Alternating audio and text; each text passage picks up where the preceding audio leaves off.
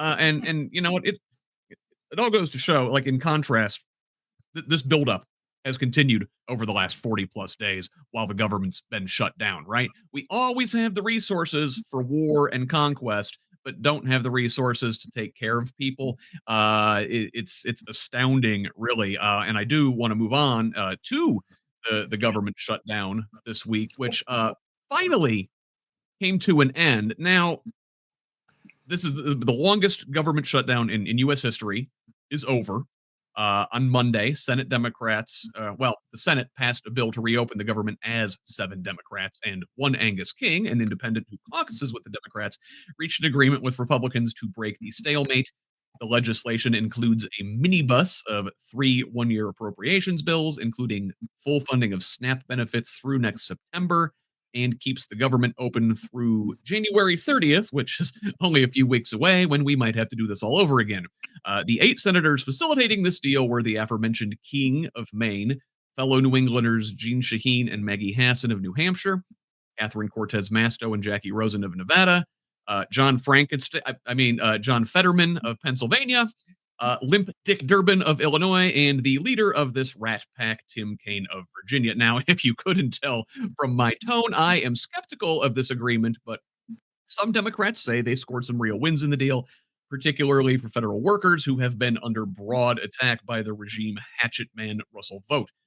The deal included the reinstatement of federal employees who had been laid off during the shutdown and includes language barring future mass firings for the duration of, again, this very short agreement. What is not included is a compromise on health care. Democrats did not win an extension of ACA subsidies, but did secure a pinky swear promise by Senate Republicans to hold a vote on it by the middle of December. Of course, House Speaker Mike Tiny Johnson has made no such similar pledge. Now, Dee shared a Democratic defense of the deal on her Facebook page, which I may not agree with, but I thought was a very cogent, well articulated defense of the agreement, and I will quote from it liberally right now. So, says some folks are already melting down and accusing the Dems of caving because they get nothing out of the deal. I'm some folks.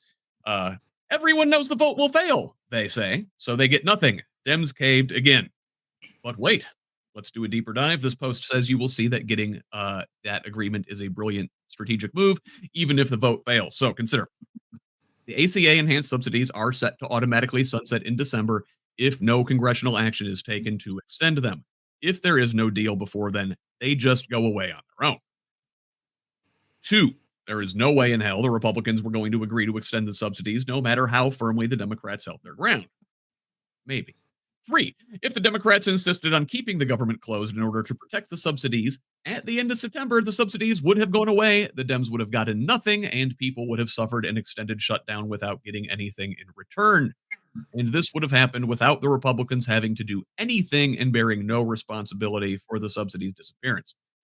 So, when the subsidies disappeared in December, people who are affected would have blamed the Democrats, not the Republicans, according to this post. By exacting an agreement from Senate Majority Leader John Thune for a vote to extend the subsidies, the Democrats are now forcing the Republicans to affirmatively end the subsidies rather than just letting them die a natural death. Every Republican will have to go on record, while every Democrat can be on record voting yes.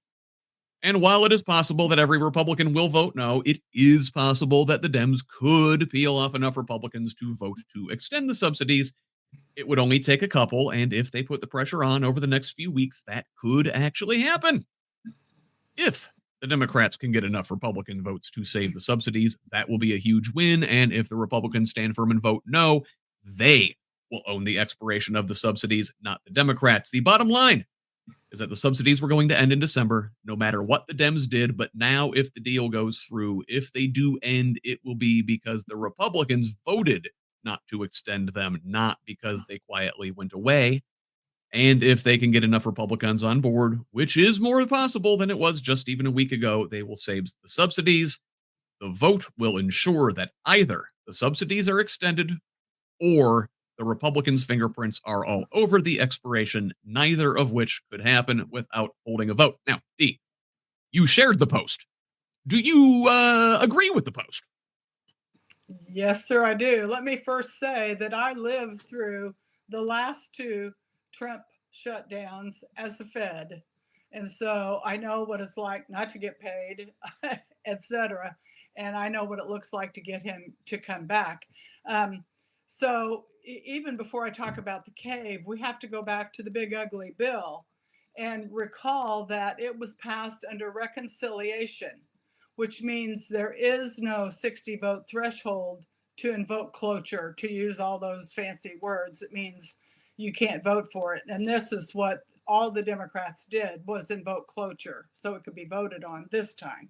However, back then, the Republicans made it crystal clear, as they have for 15 years, that they ain't doing nothing to help the ACA survive. In fact, they'd like to get rid of it entirely.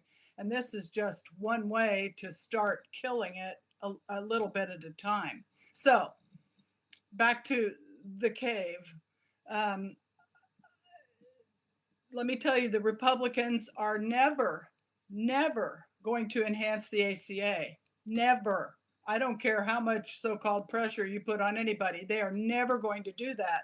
So the options were to continue to have people not be able to make their house payments, to continue SNAP people to have to hope they can get some food at a food bank somewhere because they don't got any groceries this week. The option was to continue to let people suffer, which progressives and Democrats don't like. We don't like people to suffer. We like to help them get to where they need to be. So they got SNAP extended and increased, and it's not in the CR. It goes to the end of appropriations, September 30th. That's off the table. That's no longer a bouncing ball that we can starve people in order to get something going on. They got all the federal workers rehired since Trump came on, not just the ones who were laid off during shutdown. Nobody is even paying attention to that. The guaranteed back pay, which he was signing an executive order that he wasn't going to give them. You can't tell people that they missed their last three paychecks and then expect them to stay even. Well, that's because they want to get rid of federal people as well, of course, but that's a whole nother day. Anyway, so Republicans had hoped to slink into next year with zero accountability, even though in the big ugly bill, they're the ones that sunsetted the ACA subsidies. They're they're the ones that did that, and they were not going to be held accountable by the Democrats, which I agree it was hard after holding out that long, but we couldn't watch people go hungry and lose their houses. That had to happen by getting Thune to agree that there would be a vote. They will be on record. Oh, everybody says, okay, great. They're not going to have a vote. He'll just not have a vote. Then they'll also be on record as being liars, and we can pound the hell out of them with that. In fact, the Republicans caved. They're in the majority. They're in the majority of the executive, both chambers of commerce of the Congress. No, Democrats had zero power. That was, yes, the only power we had was to withhold cloture. But you can only go so far, and we got a lot out of them. I'm telling you, at the end of the year, even if they vote on it, they will go on record as being against ACA subsidies. I think. So, D, yeah, I guess But hang let around me their ask, necks. wasn't the shutdown already around Republicans' necks? I mean, they were paying the price for it. They were getting the blame in all the polls. That in the off-year elections recently, Republicans got hammered. Yeah, yeah. They were taking the blame for all of this, and I feel like did Democrats give them an out just from an optics standpoint? And listen, Yeah, I get it. Uh, yeah. we I am a Democrat. I am a liberal. I believe in government, that it is necessary for a society to function, and as such, federal workers, we need them. Doesn't it look like just here's Democrats kind of doing this for a constituency of theirs? The federal employees are largely a Democratic voting bloc. To the people whose healthcare is doubling, tripling, or quadrupling, I don't think they much care. that these federal employees are getting their jobs back. Um, and just from an optics standpoint, don't you have to maximally resist this administration at every turn and never cave? I don't know, Jennifer. What am I missing? I don't know. What are we missing? We're missing a president that cares about our country, that can lead us. I don't think anybody thought that the Republicans were going to do anything to help people with healthcare, and it will be, I don't even want to say interesting. I really fear for what's going to happen next year with people in healthcare. I already work with a lot of folks that have a hard time getting healthcare.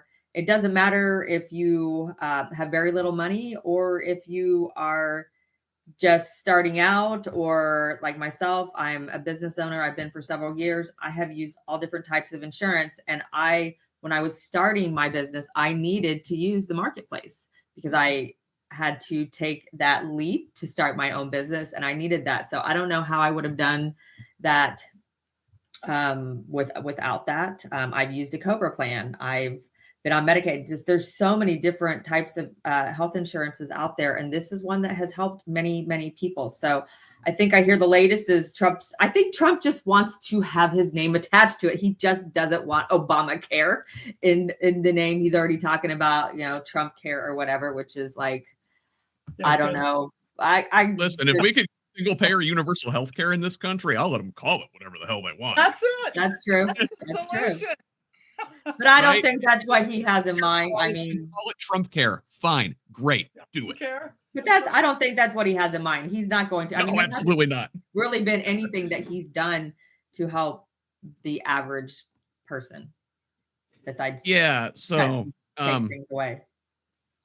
Remembering too that this is ahead, to me, this is a discussion about political strategy. Political strategy is generally not pretty, and we don't know all the pieces that go into any strategic thing that happens. I think the Democrats were masterful, and bravo to them for getting what they got, because they were on the road to getting jack squat. So they got a lot.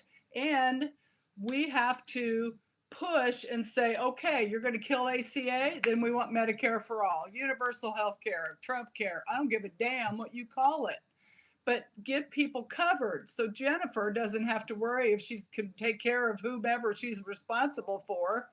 And so Tabitha can take care of that. I have a child that doesn't have any insurance whatsoever and has two autistic children. They can't even afford the marketplace. We need to get that off the table so that people can go about their lives and get things done. And I don't know if this will push it that direction or not. That's not either on the table. But we have to fix this healthcare issue. And, I don't agree with giving more money to insurance companies either. But you can't let people not have insurance, because we all pay for it when they go to the ER and it gets funneled back to us. All of our costs go up. It's just stupid. That's like that with everything. Oh. Well, I was gonna let me put another thing on the record before we continue the discussion here. So who felt pain and put pressure on these 8 Democrats to make an agreement?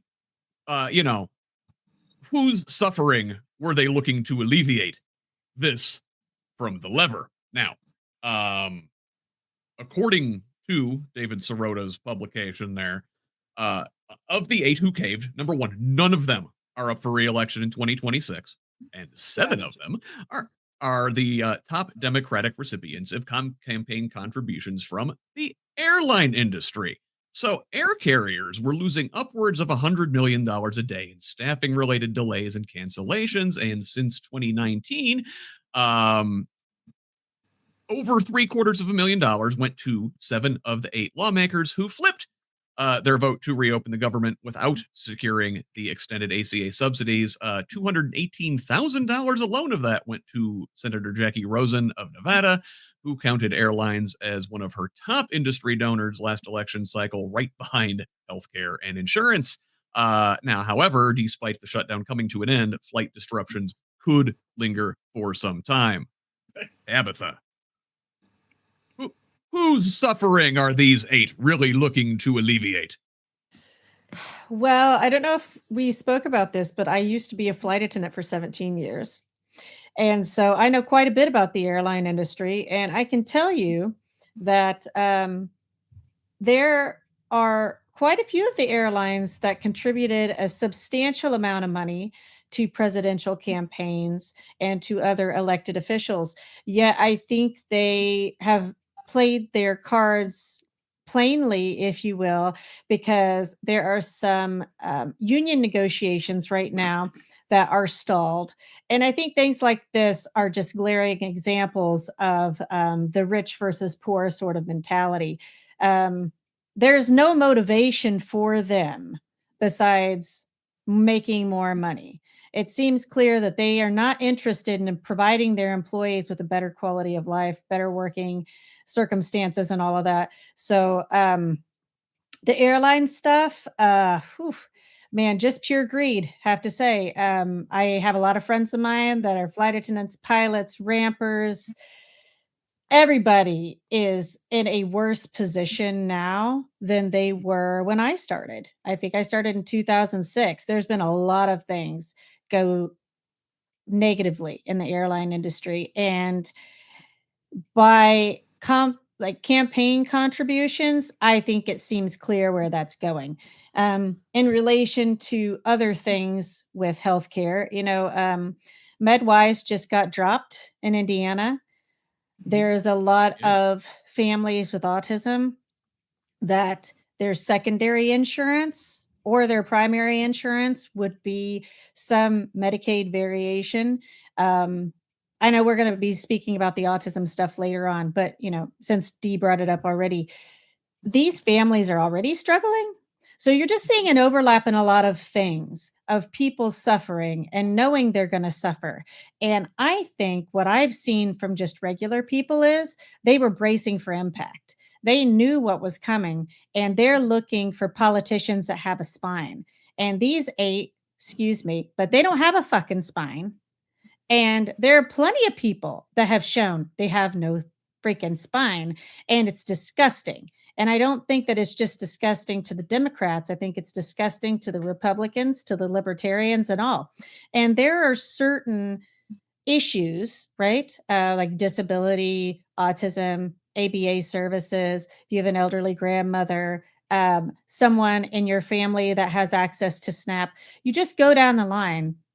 And it just seems clear that these politicians, most of them that are saying nothing, right? That I think is something worth talking about too. The ones that have nothing to say, that are putting party over family, party over community. All of those people need to go because they have now shown the American public, the Hoosiers, the autism community. They don't give a damn about any of us and they'll let all of us burn. Yeah. Dee, I don't know. What do you think? Just is this? Well, Am I I think am I being too harsh? Is this just how the sausage is made? well, it is how the sausage is made, actually. Politics is the art of compromise, and the Republicans have not compromised one damn bit. And so getting anything out of them when they're in entire control of the government is a big deal. Now, I missed a funeral out of state last week because my flight was canceled. People across the country missed stuff and are missing, as et cetera, et cetera. They felt a great deal of heat to get things back on the road before the holidays because that's when their traffic is the highest. I get that. That to me leads into a whole nother issue, and that is Citizens United, and that is campaign contributions, that is public financing of campaigns. That would go so far to take all of this corruption and all of this payoff by large corporations, which is all crap. I agree. But Okay, there are are we ever going to also get rid of real that crap people, when you've got real people like people. these 8 in the Senate, though? Well, oh, you absolutely can. You absolutely can, but it has to be on the table. Right. What was on the table at the time was not that. That's another thing we could spend 3 weeks talking about. What was on the Yeah. table was, are people going hungry? Are people going to make it to their funerals? Are people going to be able to make their house payments, etc.? Indiana has a gigantic number. We have thousands, 30 or 40,000 federal workers in this state. And a lot of them work down at Crane, but they work all over the state. They too weren't getting any paychecks. The contractors that work for those agencies never get a paycheck. Whatever they lose, they lose. They're done. So it's a lot and thousands and hundreds of thousands of people were harmed by all of what was going on. And I think it's the appropriate thing to do and the moral thing to do, to get what you can and keep rolling. Well, if we were going to bend over for them, why go through this whole thing in the first place and go through the shutdown? Why just like why not Because just there never would have been any concessions made. They wouldn't have got anything, and we would have got to the end of the year, and it somehow would have been the Democrats' fault. Did we get anything but a pinky swear and a handful of magic beans? No, they got all the things back. They got the SNAP benefits extended, all that stuff I talked about earlier.